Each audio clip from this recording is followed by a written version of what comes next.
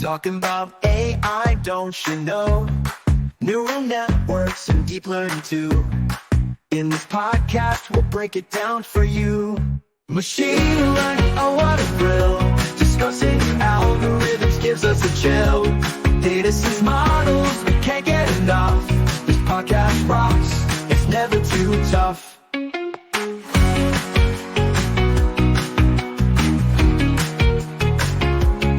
Got questions, we've got the scoop. Join our tech-savvy podcast group. From beginners to pros, come one, come all. Machine learning's fun, we're having a ball. Machine learning, oh what a... Hi everyone, and welcome back to another episode of AI at the Edge. I'm your host, Shastya, and I'm here with my amazing co-host, Aubrey. Hey Shastya! Excited to be back. Today we have a heavy but incredibly important topic to dive into breast cancer metastasis and how machine learning is stepping up to help in the early detection process. Absolutely. The research we're discussing today is from an article titled Classification and Diagnostic Prediction of Breast Cancer Metastasis on Clinical Data Using Machine Learning Algorithms. Quite the mouthful, huh? Laughs definitely. But it's a critically important study that could potentially save lives. So let's break it down, shall we? For sure. The study starts off by highlighting that metastatic breast cancer is a leading cause of cancer-related deaths among women. In fact, up to 90% of cancer-related deaths are due to metastasis. That's staggering. The traditional diagnostic methods often involve tissue biopsies, which can be invasive and painful. Not to mention, they're not always accurate due to the diverse nature of tumors. Exactly. This study suggests that using machine learning and non-invasive clinical data, particularly blood profile analytics, can help improve the diagnosis of metastatic breast cancer. Talk about a game changer. I love that. The researchers extracted data from electronic medical records EMRs and focused on blood profiles. It sounds technical, but it's pretty fascinating how they use text mining to get relevant information. Right? They processed an impressive amount of clinical data to identify key features. One standout finding was that the monocyte count significantly differed between metastatic breast cancer patients and healthy individuals. Monocytes? So they're using blood cell analysis to improve diagnosis? That's pretty innovative. It's like using the body's clues against cancer.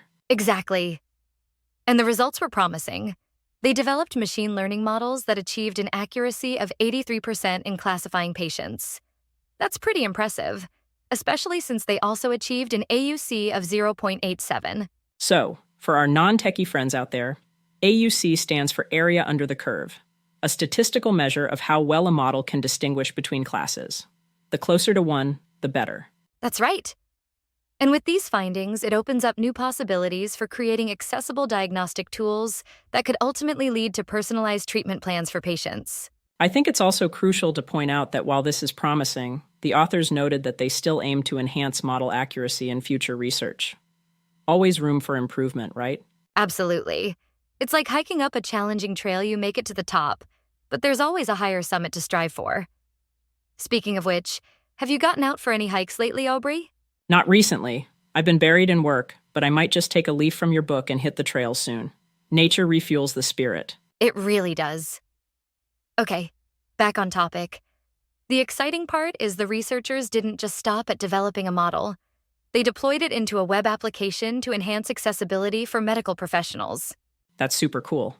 Imagining doctors being able to access this diagnostic tool on their phones or computers could really streamline the evaluation process. Exactly. And I believe that can lead to quicker diagnoses and ultimately better outcomes for patients. It's heartwarming to see technology being applied to such meaningful areas. For sure. But there's always a catch. It's important to critically evaluate these technological advancements. For instance, how do we ensure the accuracy and reliability of these models in real-world clinical settings? Great point. It's crucial to engage with these advancements critically, as understanding their limitations helps in better patient care. Balancing excitement with caution is key. With that, it's time to wrap up our discussion. If today's episode has inspired you to learn more about the intersection of machine learning and healthcare, we highly encourage you to check out the paper. Absolutely. And if you enjoyed today's episode, don't forget to subscribe to AI at the Edge and share it with your friends. Thanks for tuning in, everyone. We look forward to having you back next time. Until then, keep exploring the wonders of AI. And the beauty of nature. Bye, everyone. Bye. Microphones on, we're ready to go. Talking about AI, don't you know?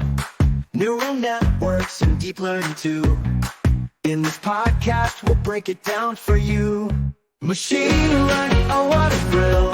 Discussing algorithms gives us a chill. Data science models, we can't get enough. This podcast rocks, it's never too tough.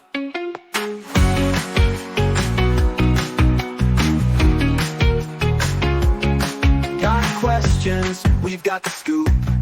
Join our tech-savvy podcast group. From beginners to pros, come one, come all. Machine learning's fun, we're having a ball. Machine learning, oh what a thrill. Discussing algorithms gives us a chill.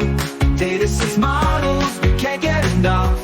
This podcast rocks, it's never too tough.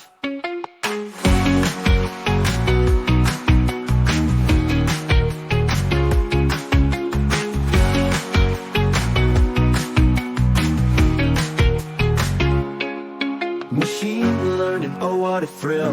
Discussing algorithms gives us a chill. Data sets models, we can't get enough. This podcast rocks, it's never too tough.